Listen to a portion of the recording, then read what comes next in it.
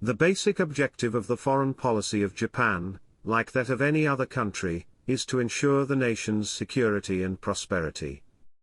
It can be argued that Japan has succeeded in the pursuit of that objective for more than half a century. Since the end of World War II, Japan somehow has managed to ensure that the wars, revolutions and other crises witnessed in East Asia have not fatally damaged its own security. And Japan has benefited immensely from the international economic order imposed by the Bretton Woods system, without which its economic recovery and economic success would not have been possible. Today, however, a sense of uncertainty about the future course of foreign policy seems to prevail in Japan. In part, it reflects uncertainty about the international situation. More than 3 decades have passed since the end of the Cold War, during which international affairs were much more predictable. And yet a clear concept for a new international order, in the 21st century, has yet to emerge. Many Japanese, although they may support the US, have begun to wonder how America's domestic and foreign policies will affect the US-Japanese alliance in the future. Also, the admission by North Korea of its abduction of numbers of innocent Japanese, in the 1970s and 1980s, and the announcement of its decision to restart its nuclear facilities, have reminded the Japanese people of the urgent need to rethink how best to deal with the dangerous quagmire in the Korean peninsula. Furthermore, as the Japanese watch the dynamic economic and military growth of China, in such contrast to the economic stagnation in Japan, many naturally wonder what East Asia will look like, say, 20 years from now. In this module, we shall try to discuss some conceptual issues influencing Japanese foreign policy, and its participation in international organizations. First, pacifism versus rightism. The clash between pacifists and rightism regarding the peace and security of Japan has persisted since the end of World War II. In view of the catastrophic casualties that Japan had suffered during the war, it is natural that the Japanese people came to have an extremely strong aversion to war and anything related to the military force. And in the immediate aftermath of the war, the foremost concern of the United States was to eliminate any possibility of the re-emergence of the military in Japan. Therefore, at the initiative of the United States, a new constitution was adopted, that included a provision, Article 9, that precluded any possibility of Japan's regaining its defense capability.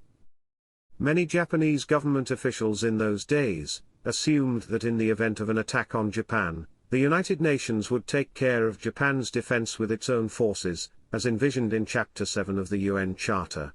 However, the advent of the Cold War at the end of the 1940s completely altered Japan's circumstances.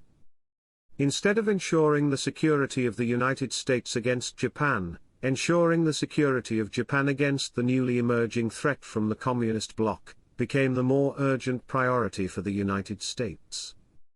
In response to US pressure to proceed with the rearmament of Japan, Prime Minister Yoshida eventually opted for forming what was described as a lightly armed mercantile state. The gist of Japan's defense policy was the establishment of security ties with the United States, and the eventual creation of the relatively small Japanese self-defense force. The clash between pacifists and rightists, and the difference in their perceptions regarding the relationship between defense and democracy is the product of their different historical memories. Things therefore cannot be settled simply by logical argument. Again, over time the significance that new generations attach to these issues will gradually change. Still, these themes are bound to recur whenever Japan faces a new security agenda. Second, realpolitik versus Wilsonian idealism. Realpolitik refers to pragmatism in politics, in other words to pursuing pragmatic policies. The term is sometimes used negatively to imply politics that are perceived as coercive or based exclusively on national interests of a certain state. In contrast, Wilsonian idealism refers to liberal internationalism. The term comes from the ideas of the US President Woodrow Wilson. He issued his famous 14 points in 1918, as a basis for ending World War I, and promoting world peace. He was a leading advocate of the League of Nations, to enable the international community to avoid wars and end hostile aggression. The classic dilemma between fundamental human values, and the national interest, in the conduct of diplomacy has been amply discussed in many books on foreign policy. It certainly has affected Japan's foreign policy as well. One often wonders whether the argument that a policy serves Japan's national interest, or the argument that it is Japan's moral obligation has more appeal, and therefore a better chance of gaining the support of the general public. In many cases, the principle of respecting human values, and the principle of serving the national interest, are not starkly different in their application. Today, the debate in Japan between values and the national interest often is related to the use of economic sanctions against countries that perpetrate human rights abuses.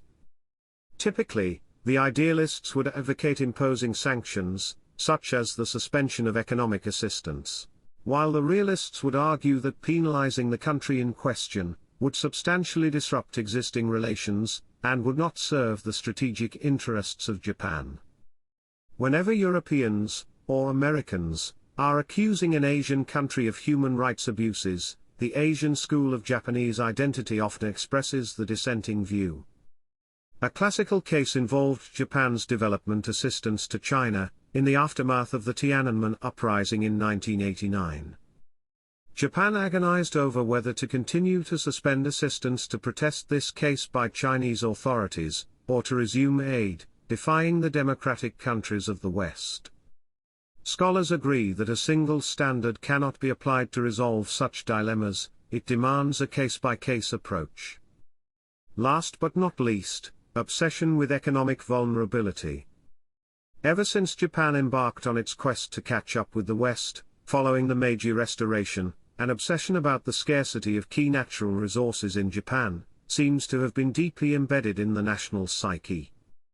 The export of manufactured products from Japan was considered to be essential in order to secure key resources and materials from abroad. In the post-war era, Japan has suffered from two types of obsession about economic vulnerability. One relates to Japan's vulnerability with regard to its supply of natural resources, in particular, oil. The other relates to its access to the export market. In particular, Japan has been haunted by the possibility of other countries forming economic blocs, from which Japan might be excluded, and as a result, restricted in international trade. After the end of World War II, Japan's first priority was to get back into the world market, so that exports could be resumed. The US government opened its market to cheap manufactured commodities from Japan. The United States also helped Japan to join the General Agreement on Tariffs and Trade, although it took many years to overcome the reluctance of other major trading countries to give Japan full-fledged member status. In sum, we can see that Japanese foreign policy and its participation in international organizations is under constant influence of many domestic political and economic trends, as well as global security developments.